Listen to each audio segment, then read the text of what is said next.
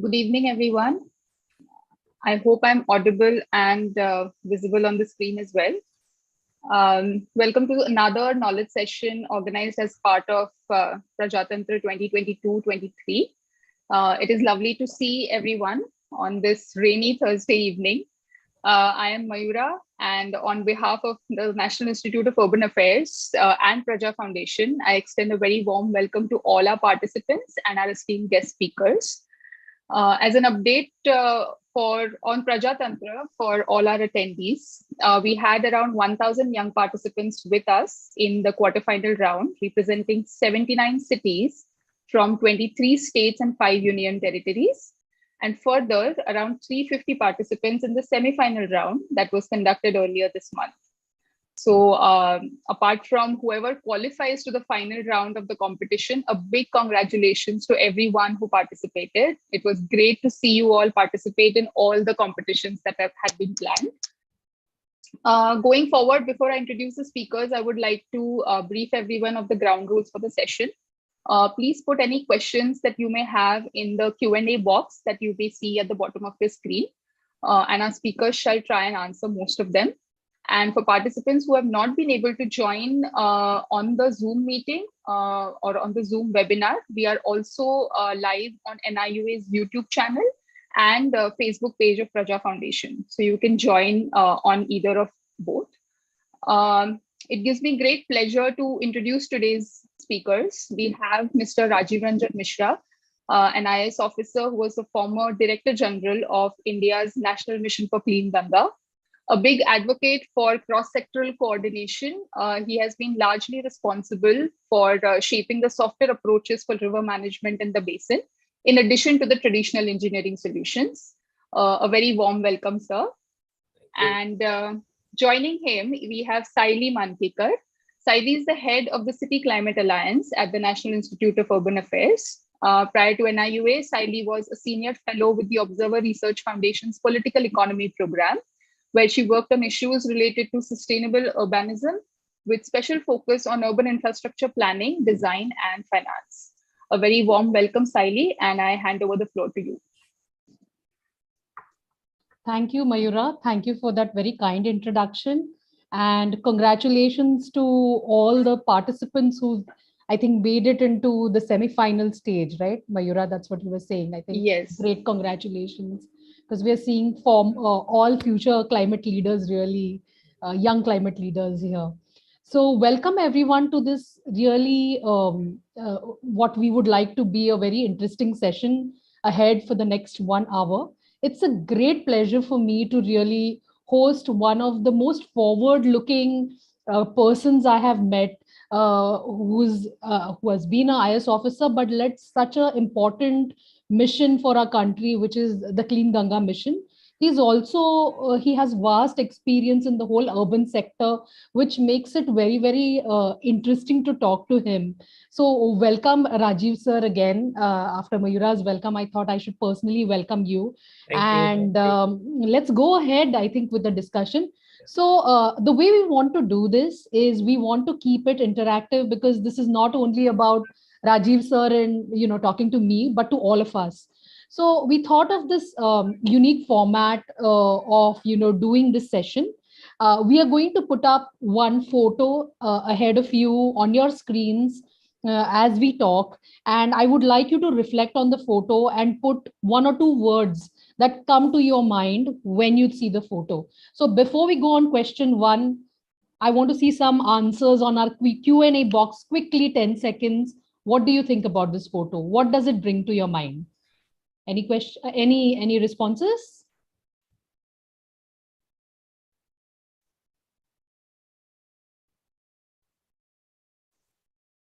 Mayura, can I see some responses here or? No, none. Oh, yes, I am. Yes. Okay. Man-made disaster, flood. I think, yes. So that's what it is. It's a photograph of the recent Bangalore floods. And you see how, the streets are inundated. And that's exactly, this photo brings me to the first session, first question to Mishra sir. So sir, you've held such important positions and led flagship programs like Clean Ganga. which means you were always on the forefront of tackling issues related to flooding. Earlier this month, we saw Bangalore really inundated, and loss of property, assets, and the city coming to a standstill. Now, one of a few of the reasons that were identified for this was the encroachments around the city, of course, pollution and improper waste management. So, how does one look at such climate disasters, and is there a permanent solution to this, because we see this happening city after city? Thank you, Sally, and once again, on my behalf, welcome to all the participants, and especially those who are in this competition and have reached this stage. You are very right, Sally, when you say that we have seen river and we have seen flooding. But I would like to tell you, the kind of flood picture you see is little different from our usual flood. The civilization started developing on the bank of river, and we knew how to live with river. So flood is nature of the river. River will flood in the season. In lean season, it will not flood. But now what you see is not a riverine flood. What you see is the urban flooding, which is becoming a major disaster now. And unfortunately, Bangalore is not alone, as you said. आज हम बेंगलोर में देखते हैं, but I think we have seen it in Chennai, we have seen it in Mumbai, we have seen it in several cities.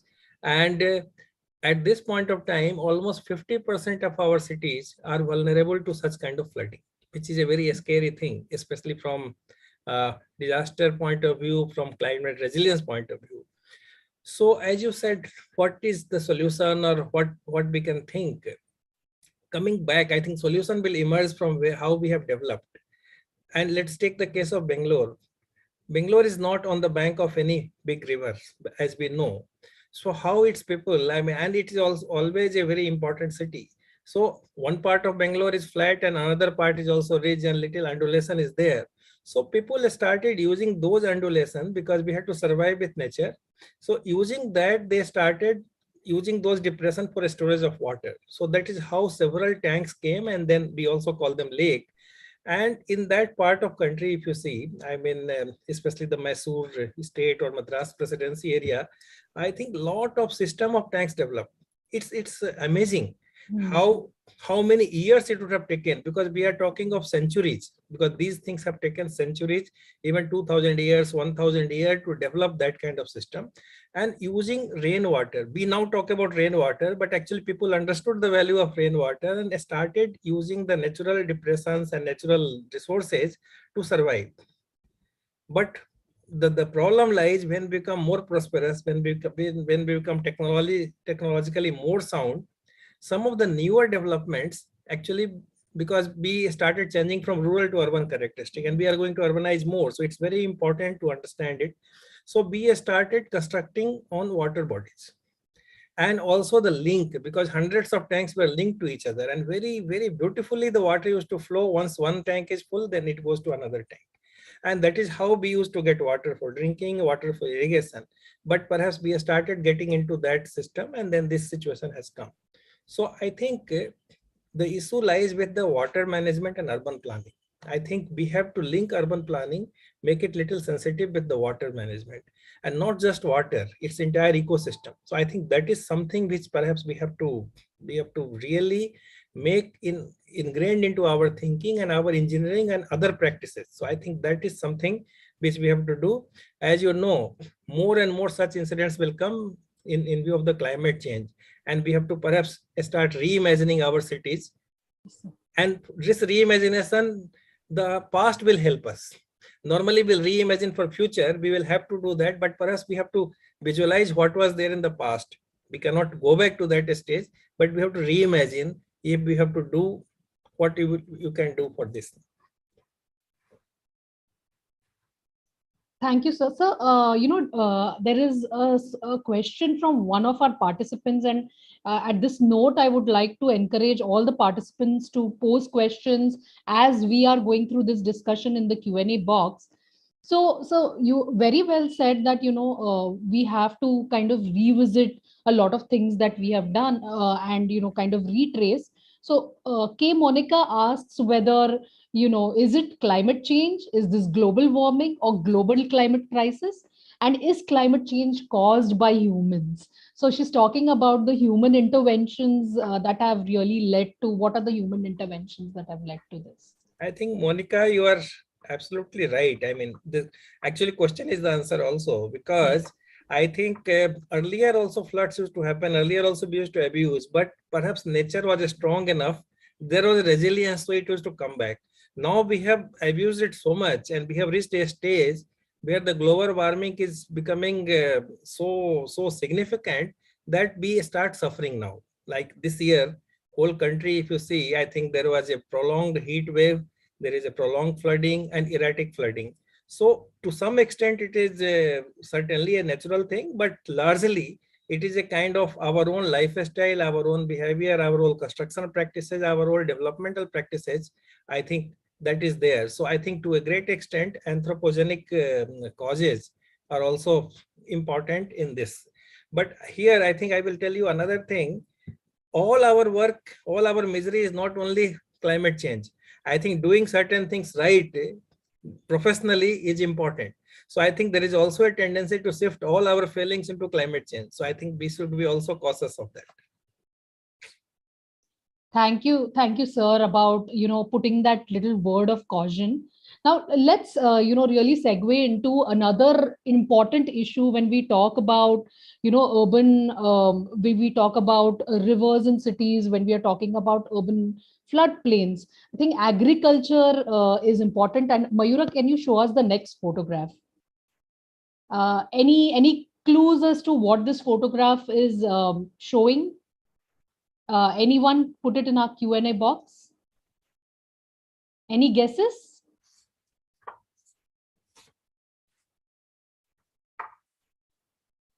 Just 10 seconds and we are going to go for the next question.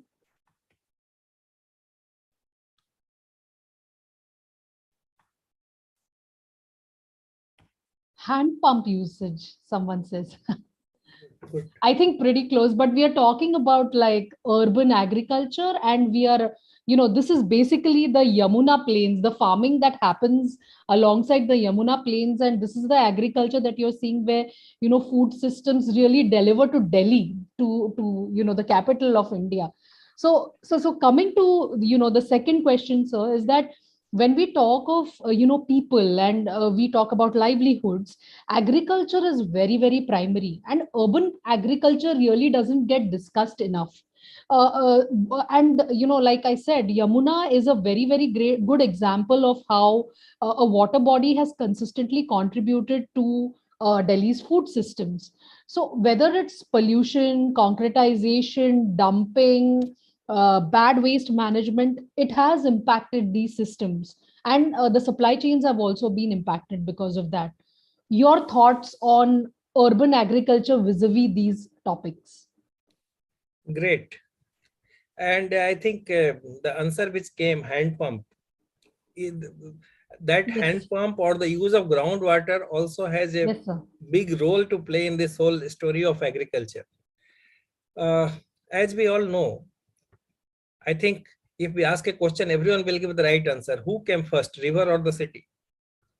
I think obviously river was there much before we started civilizing, urbanizing and all that. So when people started living on the bank of the river, and here please take it, keep it, river does not mean only a flowing river. I am also trying to generalize a big source of water. Every place may not be on the bank of river. It may be huge lake or wetland, we call technically. So I think we started doing that. Then as we started learning to grow food, I think river was perhaps the best thing because we got water. We had very fertile soil brought by the silt in the river, and we started cultivating. Now we also are starting with urbanizing.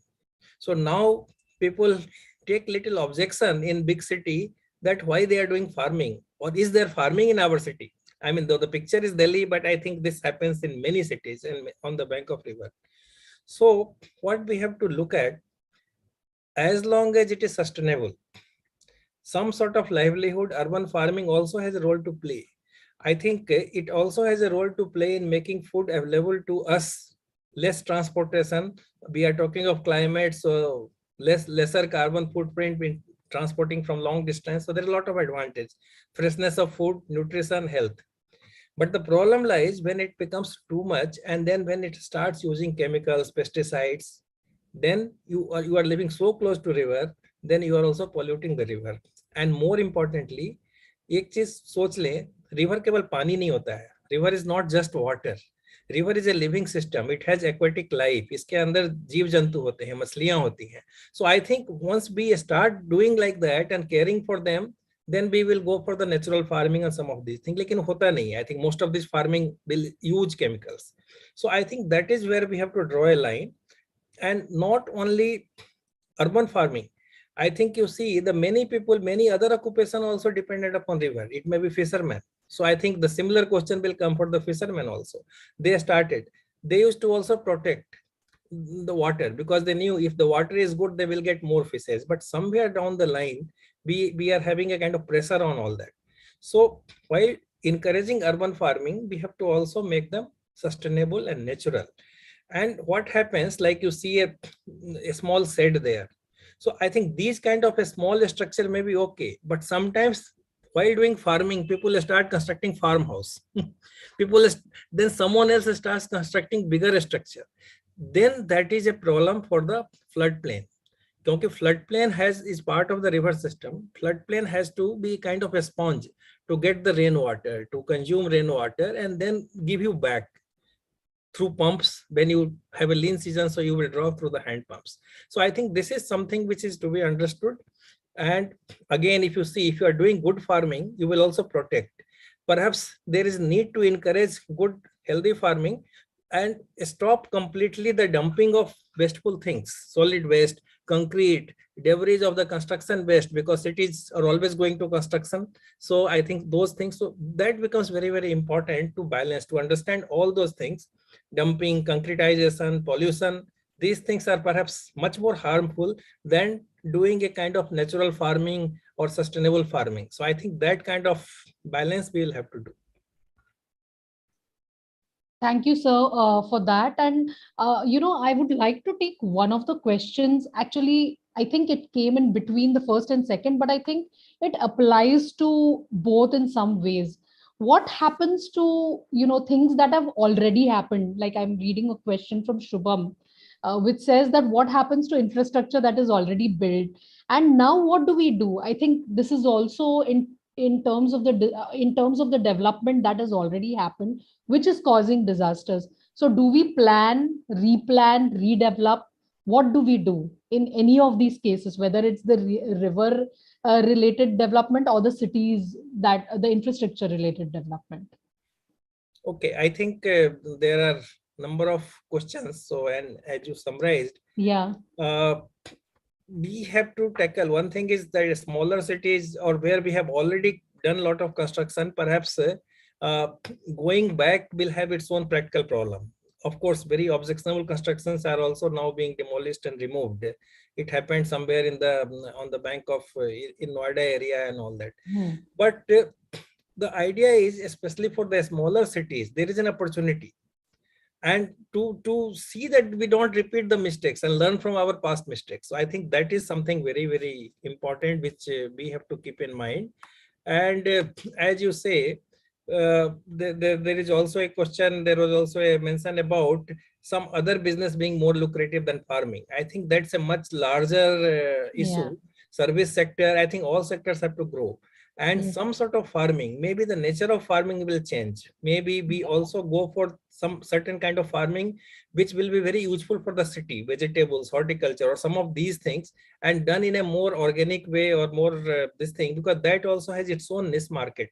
So I think one will have to look at different possibilities, and ultimately it's choice of people. I mean, those who want to go to other sector, those who are traditionally doing farming, perhaps better to train them little better in the modern agriculture, in a better practices for doing this kind of farming. Thank you, sir. Mayura, can you just show us the next photograph, which is, taking us further on in the story of disaster management and climate change? Yes. So any idea what this is? Can we have some things popping up in the Q&A? Any idea? I will take, there are several questions coming and we will take many of them during the session and during the end. So anyone on what this is? Very quickly. So, okay, I think I should give in on this. And, this is basically a Naula. It's a traditional rainwater harvesting structure in Kumaon, Uttarakhand. And we see a lot of these structures around that area. So, so you must have guessed my next question really comes to, what Sir was mentioning about going back into some of our traditional systems, and also relying on traditional and local knowledge and practices that really exist in urban communities, and how climate action, one of the emerging thoughts in the whole climate space is about how we must go back to these, and how we could reincorporate or incorporate many of these existing things into our disaster risks, and making room for some alternative thinking. Sir, please let us know more about these kind of systems and then the role that they play. I will tell a little bit about what I mean. If you apparently look, it looks like a house. It looks like a temple. Yes. And this is traditionally called Nola. Primarily, basically, it's a spring. It's source of water.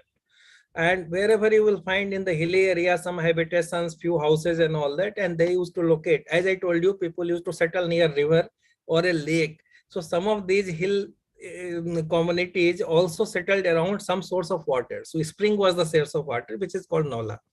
And traditionally we respected so much because water was like God. Hindi में बोलते हैं जल को जगदीश समझना. So I think with that devotion, they created a kind of a structure over that source. Like in the temple, you have got the sanctum sanctorum. Like that, they created like in a structure. Also, you will find a lot of traditional handicrafts there, or some sort of carving. Some those things were done. But what happens over a period of time, and that is where climate change or our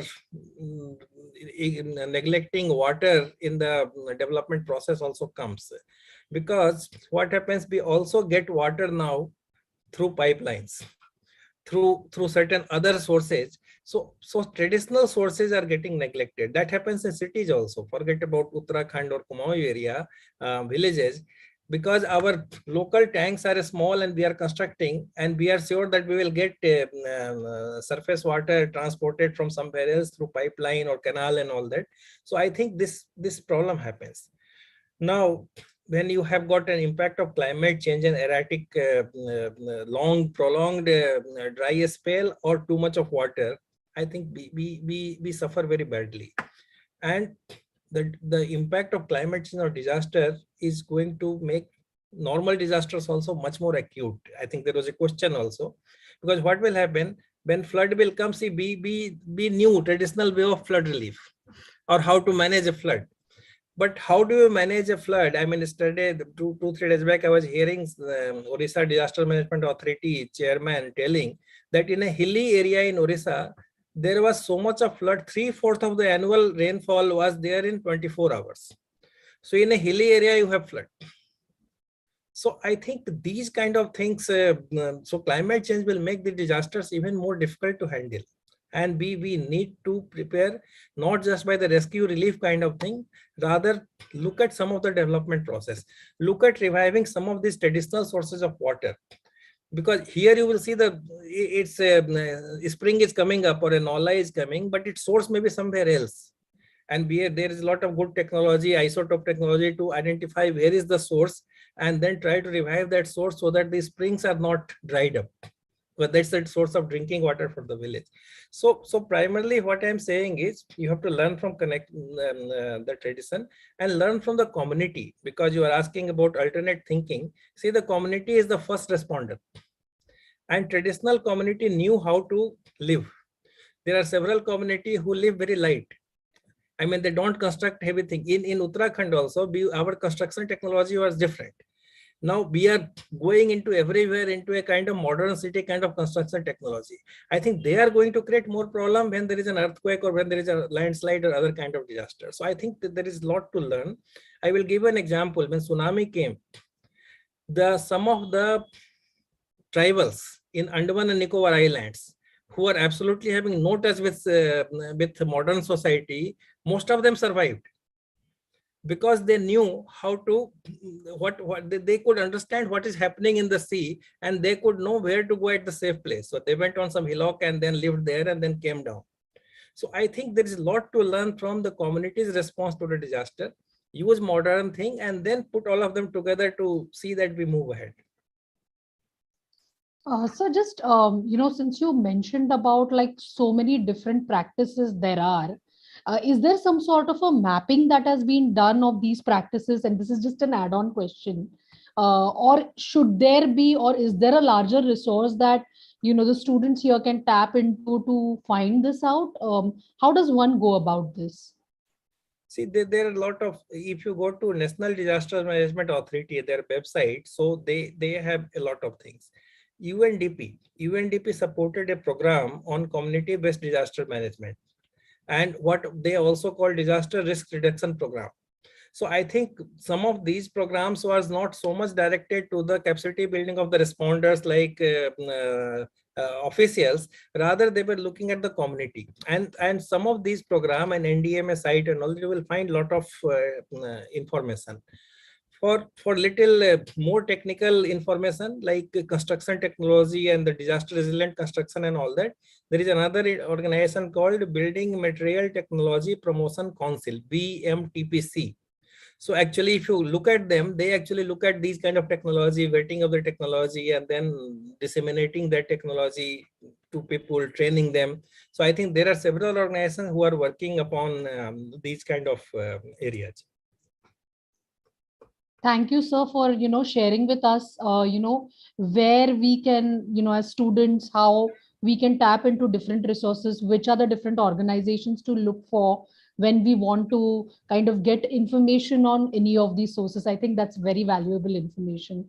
Thank you. So sir, the one thing that now that we are talking about disaster, averting disaster, I think in the current context we are hearing a lot about nature based solutions. We are hearing about, and since one of the doyens working in the whole water space, I think water sensitive design, urban design approaches is also something we hear. And I think for the benefit of the students here, we must kind of discuss these two terms, which are very very central to the whole topic of today's discussion. So sir, what is your view about these approaches, whether it is nature-based solutions or water-sensitive urban design approaches? And do we need to mainstream these approaches, and how do we do it? So about 3-4 questions within that, actually. Okay, I think a whole gamut of questions are there. And there was some other question in the Q&A I saw about the urban governance, city governance and disasters. Yes. So I think that gets very nicely covered here also. See, when you are looking at city and also looking at river or lake or water sources, problem is we think in silos. Our brain is capable of thinking in a doing much more, but administratively or in the governance, we divide them into silos. So ab kya hota hai, if you look at water, actually all water is one. Simple cheez hai, I think. So here I will tell you, I think all the students' advice will be, go back to your school days when we used to hear water cycle. We were all told about water cycle. And another thing is, water seeks its own level, like it flows to a lower level and it will keep on flowing. So I think we have violated that Bangalore example where we have constructed, we have not understood that water will flow. Another thing, you see, the life of water or river or water body is much longer. River has been there since thousands and thousands of years and will remain there. Our life, 100 years, 50 years, 70 years is nothing.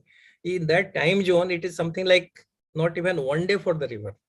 So I think when you look at the water cycle, from where the rain comes, That's why I think we tried to develop an understanding of urban river management plan. So where you think of planning for the river as well as city. So suppose you construct a house, you must plan where the drinking water will come. This anyway will हम लोग सोचते हैं बिना पानी के जिंदा नहीं रहेंगे, तो पीने का पानी तो सोचते हैं, लेकिन हमारा गंदा पानी कहाँ जाएगा नहीं सोचते हैं. So जो भी आसपास वाटर बॉडी है वहाँ छोड़ देते हैं. So you should think of where this go. Should we have an in situ for any new colony? You can have an STP. STP means sewage treatment plant, or you can actually have a line and send it to some of the plants. Plants नहीं है तो हमको capacity कितना बनाना है, we should know that how many million litres per day की इस gap है, उसको कैसे बनाना है. Then think of you are drawing some amount of water from the river, you are giving back them waste water. हम अच्छा पानी ले करके गंदा पानी नदी को दे रहे हैं. सो नाउ जो आप गंदा पानी दे रहे हैं दूसरे शहर के लिए वो अच्छा पानी हो जाता है. So I think you have to think this interconnected thing. फिर अभी हमने अर्बन फार्मिंग की बात की, शहरों के किनारे फार्मिंग हो रहा है, वो क्या कर रहे हैं. There is some ghat or river front. How you are going to improve that ghat, make them useful, connect people with the ghat. You have to think of industries. अगर कोई industry आपके शहर में है, तो what will happen to their effluent? They will take water. And then सारा जो हम कर रहे हैं उसको reuse कैसे कर सकते हैं? Reuse करके क्या हम कुछ पानी पार्क के मेंटेनेंस में खर्च कर सकते हैं. So primarily what I am saying is the water sensitive urban design is basically designing your city in such a way that you are sensitive to water. And that means you have to look at the water cycle. Rain water harvesting करेंगे तो rain water हम पकड़ेंगे तो उसको if we can harvest it well, it can go to rejuvenate some of your water tanks or the natural tanks. So, or it can go to the flood plain, it can recharge aquifer. So I think there are several lot of things you have to think, and then you have to draw a kind of map for the city, and that we call urban river management plan. That will help us in the water sensitive urban design. Simple terms, water sensitive urban design is becoming compatible to the water cycle, whether it's your built space or natural landscape. Everything should be compatible. And now the problem is you are going to have climate change impact. So your water cycle will change. We saw in Bangalore, we saw in several places, we have been discussing. So now you have to again keep on reimagining your design, and then keep on, you become very agile. कि situation के साथ थोड़ा आगे modelling अच्छा करके technology का use करके we start planning and doing that. And very quickly on the nature based solution, primarily इसमें क्या है जो हमने अभी बताया, इसमें lot of things can be done through the engineering solution. Some of the things can be done in a natural way also. Like you have a wetland, preserve that wetland, don't encroach, protect it, rejuvenate it. It will help you in many of these disasters or climate change. You have got flood plain, उसको ठीक रखिए. You have got, suppose some cities may have mangroves और riparian buffer, जो forest है, natural buffer है, उसको maintain करिए. वो आपको बहुत सारे इस तरह के डिजास्टर से बचाएगा. So I think then not only that, for cleaning also, everything need not be a big STP. There could be certain plants can help you in cleaning of these rivers or cleaning of the drains. So आप उसको bioremediation बोलते हैं या phytoremediation बोलते हैं. There is a lot of technique, nature-based solution. There, I think perhaps earlier we knew more, but we have forgotten somewhere in between, and then they are again coming back. Now we are talking more and more about nature-based solution, and more ideas are also coming up. So Rajiv sir, I think at this point I should introduce a very interesting graphic, not a photo this time, but a graphic that was created, and you were one of the curators of this graphic. And I thought it was after you explain this that we should really bring this in, and where we are talking of how a river, this is a desired kind of so sir, would you like to reflect now that all the students and all our participants have heard you on NBS and on the urban water sensitive urban design? Can you explain this to us, because this is a very interesting graph? Yes, I think I already talked something about it, but pictorially you can now visualize, because I was telling the cake, one river is flowing. We have shown the river flow also, and this is typically the habitations along the river. So you have got some sort of industry. You have rainwater harvesting on the rooftop. I am showing some rainwater harvesting is also one possibility, but don't think that only rooftop rainwater harvesting. हमें rainwater harvesting public buildings में करना चाहिए, साथ साथ जो हमारे जो parks हैं. If you do rainwater harvesting structure in the park, actually you can store a lot of water for the entire annual need of the park maintenance. So उसी तरह से flood plain के लिए. So that is one. You will also have lots of ghat. You see in the there is some religious activity and ghat. Now, if we send solid waste management is very important. If you keep the ghat clean, there will be a good experience for people to go there, and that connect with the river, connect with the waterfront will start. Solid waste management, इधर उधर कूड़ा फेंक देते हैं हम. Now I think there is a lot of consciousness, lot of changes there, and we are talking to youth. Actually, the maximum benefit is coming from the young people. I mean, they are perhaps the real champion in keeping the city clean. Then you have got riverfront, some biodiversity park we can bring. And here you will also see, I have told, I think I have shown reuse. Lot of water which we put in the STP, we can use it. This can also become a source of earning for the municipalities. So I think that is again in something. And then there is some sort of agriculture also. So if you see on that, fecal sludge management.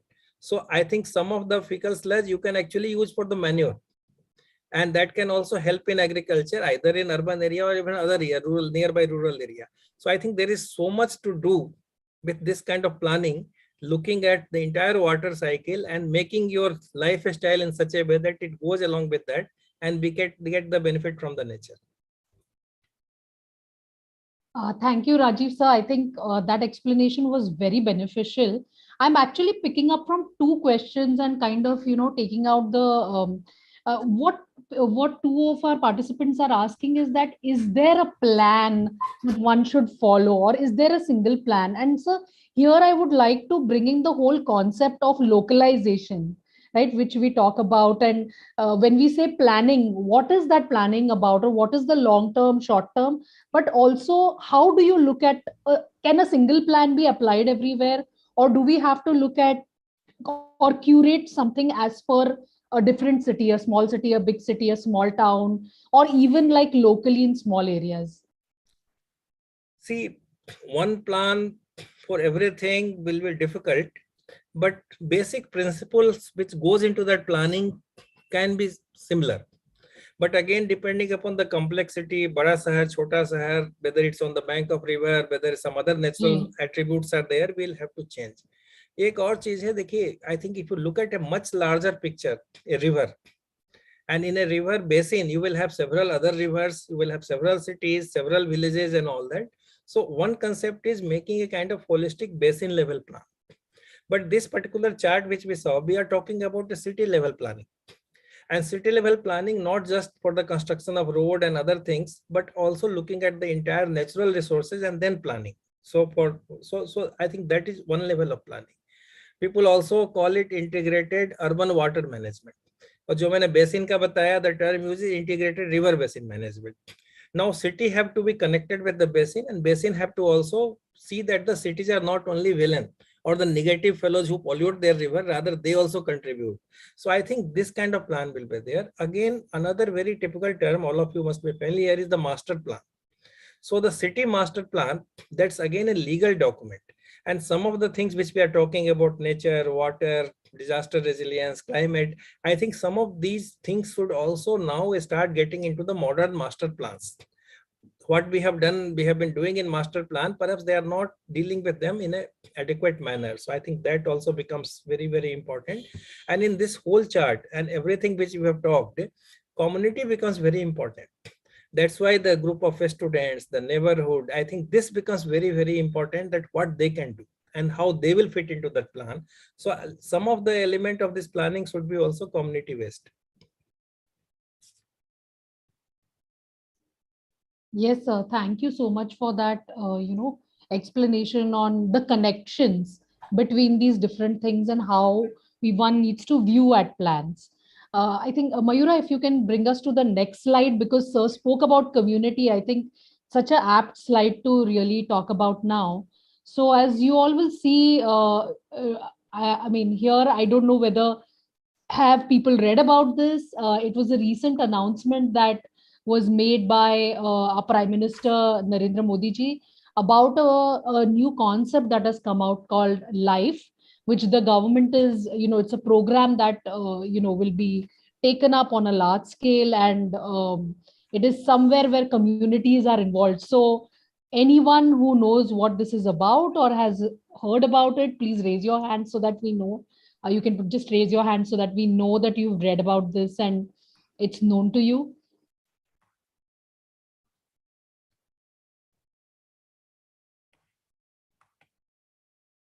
Okay, so I think at this point, I think I will bring Rajiv sir in to kind of tell us a little bit more about. I think there were two, three questions which actually talked about community participation or what people can do. And I think because there are students here, maybe what students can do, in really taking this whole environment challenge ahead and also contributing towards better cities and better and just futures.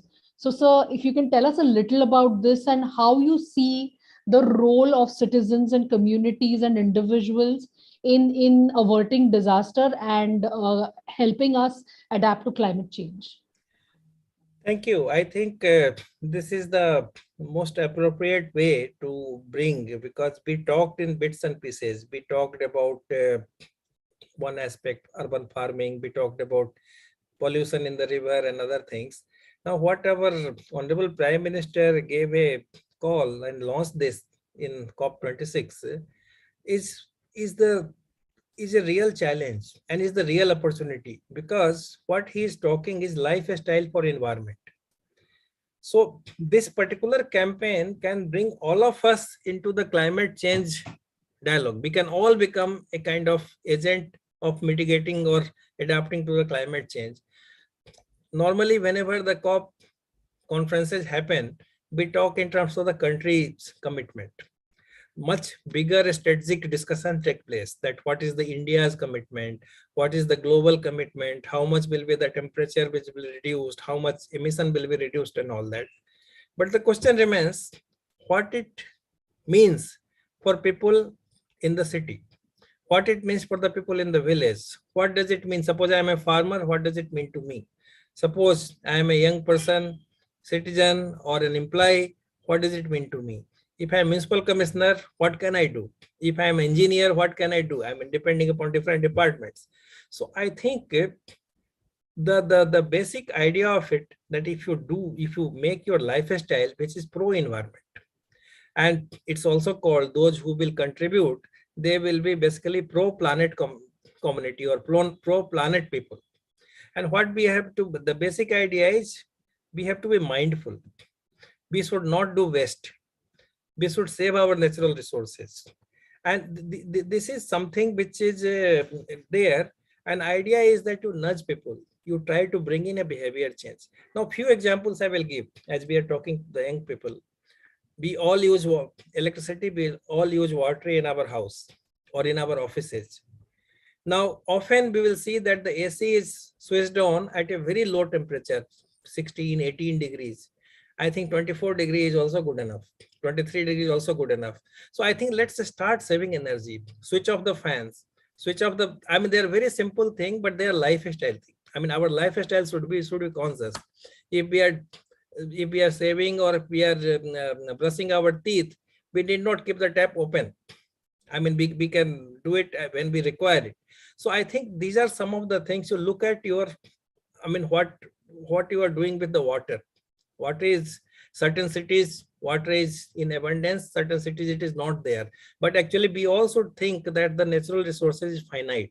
So whether या तो हम पानी के use में कर सकते हैं, energy use में कर सकते हैं, carry cloth bag when you go for shopping. Increasingly ho raha hai. I think earlier if we would have taught people, but now people are carrying cloth bag. So we talk about plastic and the whole discourse of plastic goes on, but we have to slowly keep on changing our lifestyle. एक और चीज मैं बताऊंगा, I think cycling. I think we talk about Denmark, we talk about different countries there where we actually don't take vehicle for very short distance or even long distance, they are able to do it. So I think everything cannot be done by individual. I think the city also, the governance also has to improve, and you have to provide a kind of a space for doing that. And एक और चीज मैं बताऊंगा, we all go for tree plantation. I mean, we Environment Day, on certain occasion, everyone participates in a campaign and tree plantation. There is that's good. But do you understand our trees? I mean, we should understand our trees. What kind of tree? I think I will suggest, let's be curious. कोई पेड़ आपके घर के पास है तो ये क्या पेड़ है? I think often we don't know the species. What is the utility? If there are some tree, people sit below that tree, then you go and then do. What is the role of, what is the view of a street vendor about a tree? So I think go for butterfly watching. Go on the bank of a river. try to see the lifestyle of the traditional people along the river. So, and the native tree, the role of native tree is very important, because a lot of exotic trees and ornamental trees are planted. What are the trees which are water hungry? Should we go for those trees? Why don't we go for fruit bearing tree? I think in Delhi still you will find a lot of jamun trees. So increasingly we stopped putting that. So it just becomes a number. Any tree we plant. Then your biodiversity. Look at the birds in your city, around your house. What is happening to them? What are the native, typical birds in your city? So I think these are the things, like you slowly you will start caring for them, and then the lifestyle will also become little more nature friendly and looking at all these things.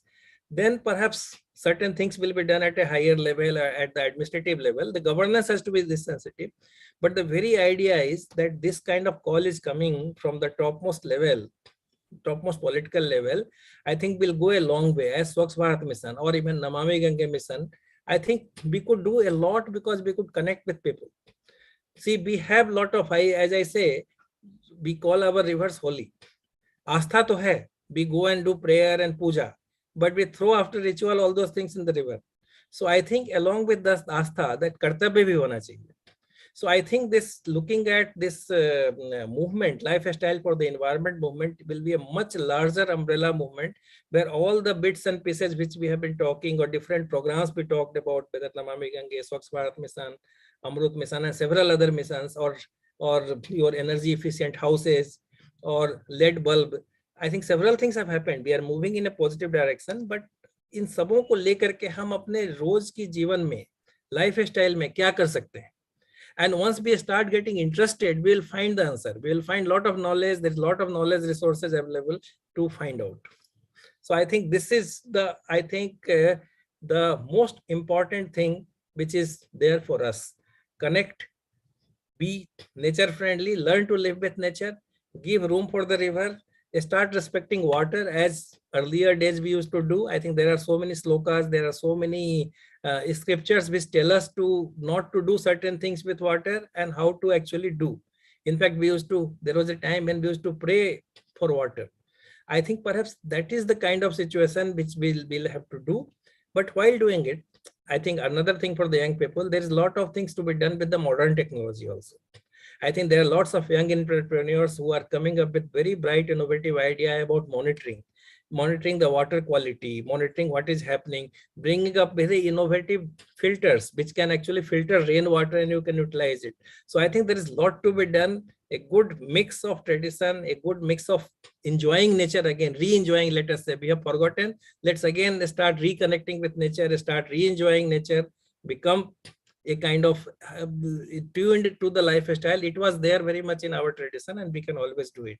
And it will be very good when the entire globe is thinking, because this call was given a kind of global call and several countries have welcomed it. So I think a movement is now going to roll out and India initiated this movement. So as an Indian citizen, we all must take pride in taking care of our environment and actually taking lead in this movement. Thank you, sir, for that answer. I think it was also very inspiring and for all of us to make that connect between our old traditions, but also applying new technologies, innovations, and thinking in new ways to, avert what is coming ahead. So I think one of the questions was about, what is your, thought about such campaigns, whether it is Swachh Bharat, or what you were doing with Clean Ganga. So I think you've pretty much answered that. But there was, one interesting question, which was about involving stakeholders in planning itself. So I think I've interpreted that question because they say that can we develop there's an anonymous attendee who says that can we develop a template of a plan which consists of components that are as per the requirement of stakeholders. So this people's participation and stakeholder involvement in actually creating plans. Your thoughts about that and any examples you could kind of help us with. Excellent question. When we say we will do all these things, they are not small things. They are not simple things. Typically, when I was dealing with Namami Gange, I think once we started in the initial stage of the mission, that what we have to do. So I think there are several things to be done, and challenge becomes so much. Typically, isko management में बोलते हैं wicked problem. So I think climate change, rejuvenating a river of this size, they are all wicked problem. So उसके लिए जरूरी क्या होता है? The solution, the theory also tells, and I have practiced and I have seen it. Collaboration is the only answer. You have to bring stakeholders into it. The stakeholders, हमने भी किया. We started mapping the stakeholder for Ganga. I think the whole whiteboard was full, and we had more stakeholders coming up. So I think that's a typical situation. And I was looking at some of the plans. Suppose even an infrastructure is planned. Suppose there is a consultation with the stakeholder, perhaps we can do the alignment of the road or something without hitting a kind of sacred tree or something. If initially it is done. But normally what we do, we prepare a project and send it for forest clearance. But the forest people were never entertained while formulating that. So if you start doing it, I think a lot of conflict can be avoided, and we tried to do that, a kind of this thing. Then you have to also go to almost every level of a stakeholder for different things.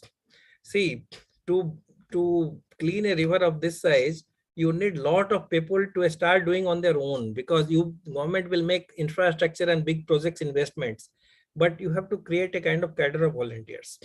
And you have to also ask them. So I think typically now you will see also lots of these planning, lot of these exercise. We also do public consultation.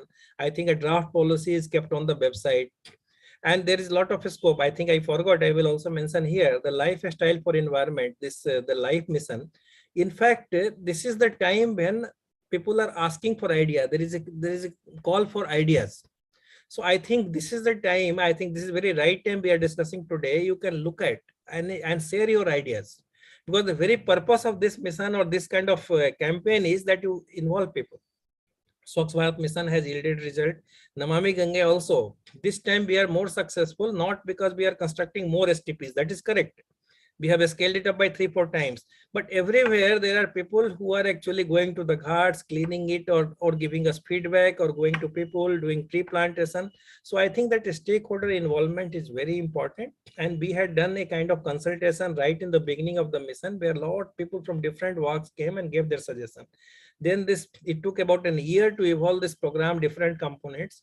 Here the students are perhaps most important stakeholders, students and educational institutions, because we started some thesis competition. We started a lot of things to actually draw the attention of university, because sometimes in India we lack a kind of good collaboration of government, academics, and industry or the private sector.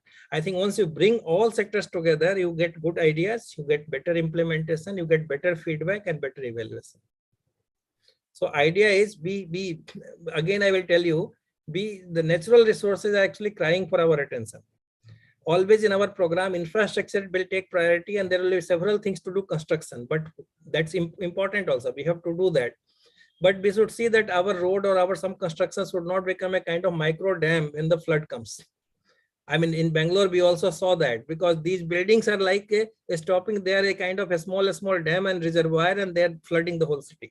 So actually, while we can become IT smart, we cannot be water dumb. We have to be water wise. I think, and that will happen. Wisdom is not any one person's this thing.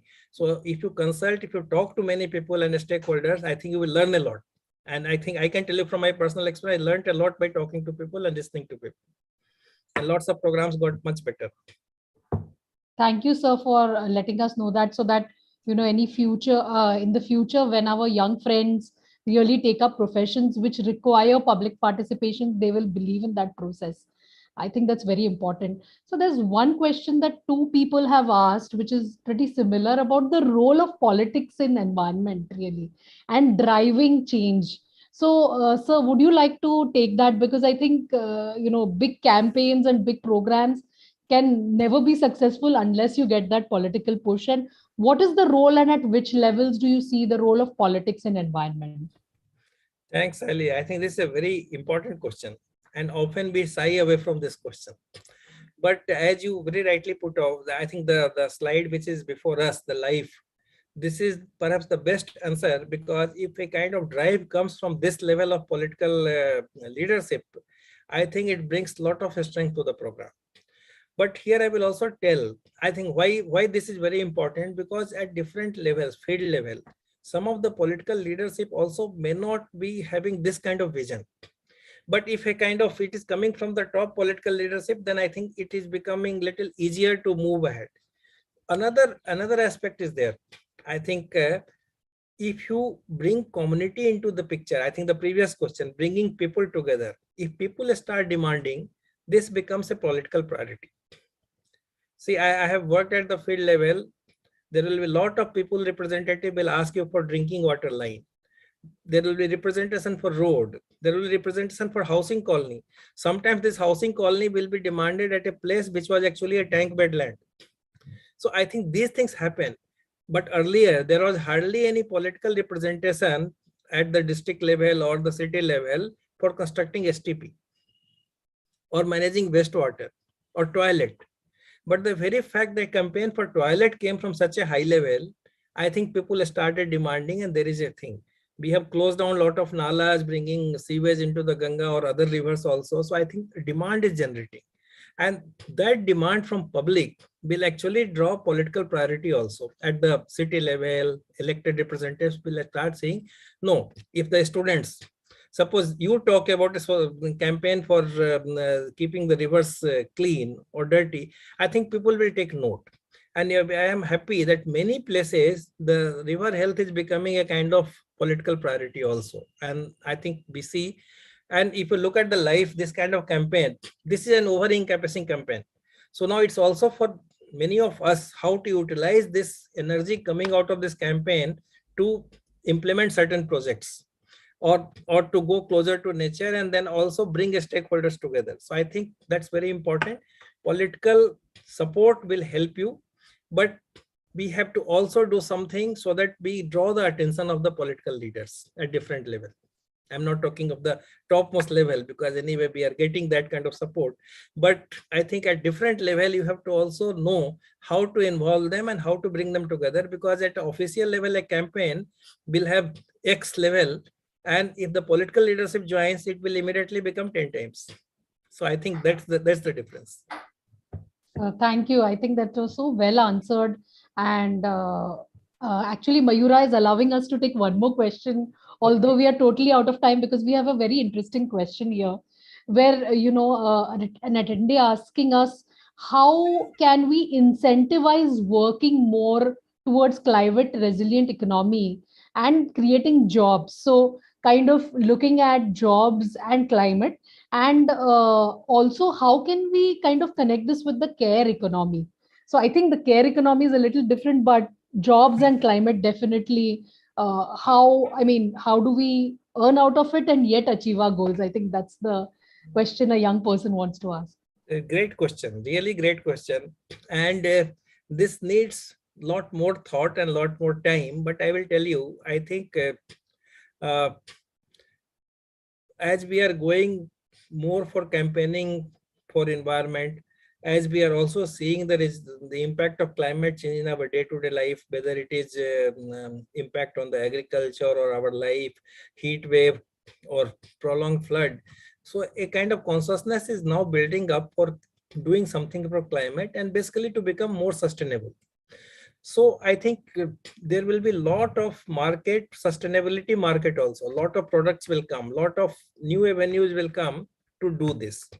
Now, if you see, there is a lot of discussion now about ESG, the companies, environmental, social, and governance ratings. So the number of employers, number of these companies are also going to actually look at sustainability a little more carefully. But otherwise, I think this is a time for sustainable jobs, sustainability related work. So I think you will get several kinds of activities which will go into that. In any case, there are several programs which are building up infrastructure relating to water. Perhaps water was never given this kind of priority, and several missions are actually supporting, whether it is Amrut Mission, Amrut 2.0 has a lot on the water, especially rejuvenation of water body, Jal Shakti Abhiyan is there. So I think while doing these things, certainly employment will be generated. and you will also be able to go towards a better climate resilient society. And there will also be a lot of chance for some young people to join hands, develop some sort of social network, and also develop some sort of a startups. I think there is a lot. I think I'm seeing in the water sector, it's amazing the kind of ideas are coming. Someone is using a kind of satellite Chandrayaan technology and using that technology and linking with that to start predicting about water quality and then some of the things. I think some of these kind of things are coming. So I think they're certainly moving towards sustainability, but they're also getting jobs.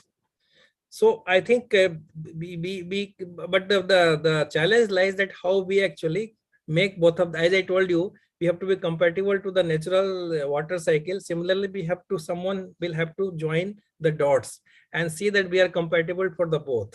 But an excellent question, and actually it needs deep deliberation and a deep strategic thought to actually make a kind of plan for this itself. Thank you, Rajiv sir. And just to sum this up, I think it was such a invigorating discussion. And sir, I think you managed to join the dots for many people here, right from starting with the Bangalore floods to going into traditional systems, urban farming, coming down to talking about community involvement, individual involvement, and finally even talking about the availability and what kind of jobs and opportunities there are for young people and young adults attending this. Thank you so much for the lovely discussion that you had. And I think, Mayura, we should have another session with Sir, which will actually dwell into, this part, which is excellent. So thank you, Mayura, from, Sir, would you like to have a last word before we hand over to Mayura? Thank you so much. And my last message to all the people who are there is really be optimistic and have faith that we can do it. Because when I started some of these mission, everyone said nothing much will happen, but we could see the change. So the biggest problems can also be solved. So I think that the thought is we all have to come together and we have to have faith in our cause. And everything can be done if we are collaborative and if we have faith in our cause. All the very best. If you have any kind of questions or anything, I'm quite sure Mayura will be able to do that. I will be very happy to even individually answer you or send you a mail for some of your questions. Thank you. Thank you. All the best. Over to you, Mayura. Thank you. Thank you. Thank you so much, Rajiv sir and Saili, for that very informative session and for patiently answering all the questions, because it has been our experience that the questions from the young participants never stop. They have so much to ask all the experts on all the topics. But thank you so much for taking us through this interesting topic of climate change adaptation and disaster risk reduction, and at the same time answering many other peripheral things as well. Mm-hmm. So thank you so much. I'm sure the participants have enjoyed it and benefited from it. And a great participation as well. So thank you to all the participants, our speakers, and we shall see everyone very soon. As Saili said, with possibly with another session with Rajiv sir or with some interesting other activities as well. So thank you everyone and goodbye.